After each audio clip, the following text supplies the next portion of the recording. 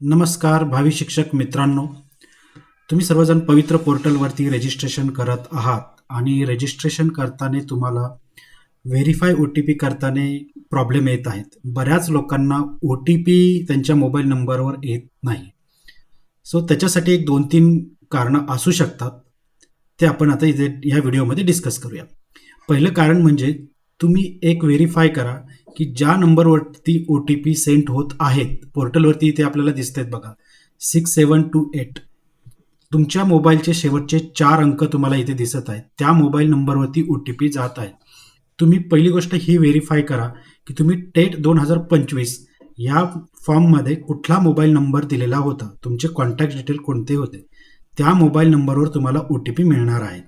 सगळ्यात पहिली गोष्ट ही व्हेरीफाय झाल्यानंतर, हे कन्फर्म झाल्यानंतर की तुम्ही बरोबर मोबाईल नंबर वरती ओ टी पी येतोय की नाही ते चेक करत आहात आणि तरीही तुम्हाला ओ टी पी मिळत नाहीये, तर दुसरं कारण हे असू शकतं की तुम्ही जो कोणता ब्राउझर यूज करत आहात फॉर्म भरण्यासाठी, त्या त्या ब्राउझरला तुम्ही प्रायव्हेट विंडोमध्ये ओपन करा किंवा इनकॉग्नेटो विंडोमध्ये ओपन करा.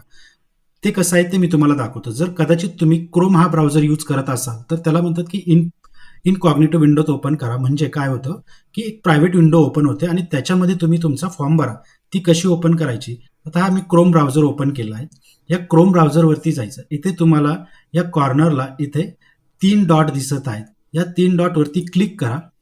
क्लिक केल्यानंतर तुम्हाला अशी एक विंडो ओपन होईल. त्याच्यामध्ये तुम्हाला एक तिसरा ऑप्शन मिळतंय बघा, न्यू इनकॉग्नेटो विंडो, किंवा तुम्ही कंट्रोल+shift+enter असंही गुगल क्रोम ओपन केल्यानंतर जर प्रेस केलं तर तुमचं गुगल क्रोम ब्राउझर हा तुमचा इनकॉग्नेटो मोडमध्ये ओपन होणार. आता मी याच्यावरती क्लिक करत आहे, इनकॉग्नेटो विंडो. तर ही तुमची इनकॉग्नेटो विंडो ओपन झाली आहे. आता तुम्ही तुमची पवित्र पोर्टल ओपन करा आणि सेम प्रोसिजर करा. आता तुम्हाला ओ टी पी यायला हवा. कदाचित तुमच्याकडे एज ब्राउझर असेल तर त्याच्यावरती कसं करायचं? आता मी हा एज ब्राउझर ओपन केला. एज ब्राउझरवरती इथे तुम्हाला जायचं आहे. परत इथे 3 डॉट दिसत आहे तुम्हाला. या 3 डॉटवरती या. इथे परत तुम्हाला तिसरा ऑप्शन दिसतंय, न्यू इन प्रायव्हेट विंडो. इथे त्याला इन प्रायव्हेट म्हणतात. एज ब्राउझरमध्ये त्याला इन प्रायव्हेट म्हणतात. क्रोम ब्राउझरमध्ये त्याला इनकॉग्नेटो म्हणतात. सो तुम्ही याच्यावरती परत क्लिक करा.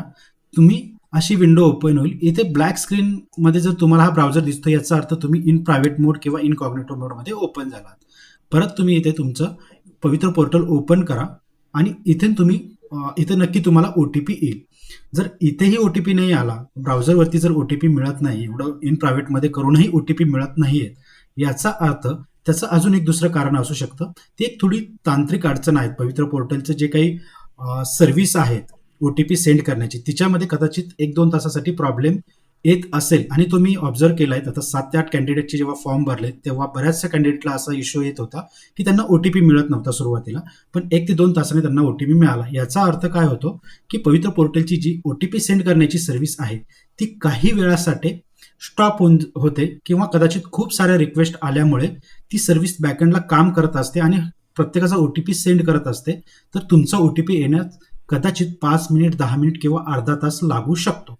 थोडेसे पेशन्स ठेवा, तुम्हाला नक्की ओ टी पी येईल. किंवा आता आणि असं अजून एक की ओ टी पी मिळत नाहीयेत म्हणून continuously resend O T P करू नका. त्याने काय होईल, तुमच्या मोबाईल नंबरवरून खूप साऱ्या रिक्वेस्ट त्या पवित्र पोर्टलच्या सर्व्हिसला जातील. कदाचित तुमचा मोबाईल नंबर काही वेळासाठी ब्लॉकही होऊ शकतो.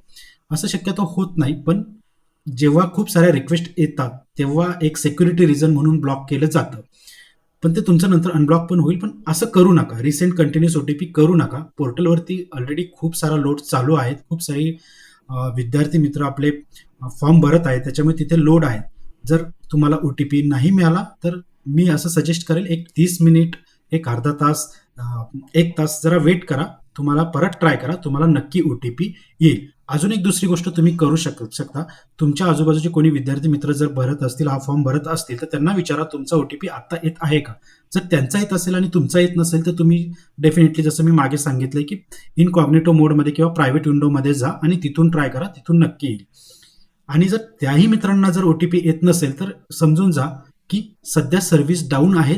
ती सर्व्हिस अर्ध्या तासाने, 1 तासाने किंवा 1-1.5 तासाने ती सर्व्हिस चालू होईल आणि चालू झाली की तुम्ही परत ट्राय करा आणि तुम्हाला ओ टी पी नक्की येईल. विद्यार्थी मित्रांनो, करेक्ट फॉर्म फिल करा, तुम्हाला ओ टी पी नक्की मिळेल.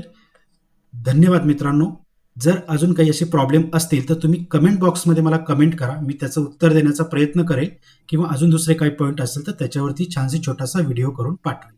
धन्यवाद विद्यार्थी मित्रांनो.